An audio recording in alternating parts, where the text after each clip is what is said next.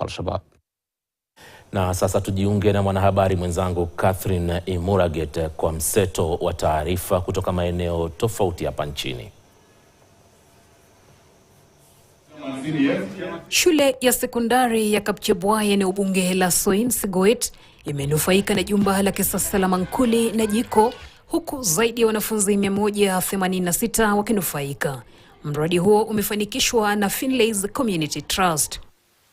Wanawake wa Ngilai eneo la Samburu wamekumbatia kilimo cha mboga ili kuwasaidia wanawake wajawazito, wanaonyonyesha na watoto walio chini ya umri wa miaka 5 kutokana na kiwango kikubwa cha utapiamlo ambacho wamekumbana nacho kwa miaka 3 baada ya ukame uliowaua mifugo yao yote. Wazazi kutoka eneo la Bunyore Magharibi, kaunti ndogo ya Mohaya, kaunti ya Vihiga, wamehimizwa kuzingatia masomo ya watoto wao kama njia moja ya kukabiliana na janga la ukosefu wa usalama eneo hilo. Hatimaye serikali imeombwa kugawa mamlaka kutoka kwa shirika la KEMSA hadi kwa mikoa ili huduma za matibabu ziwe rahisi kote nchini.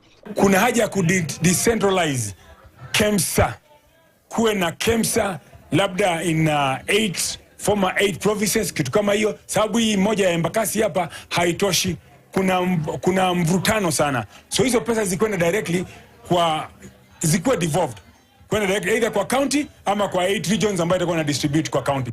Catherine Imuraget, KTN News.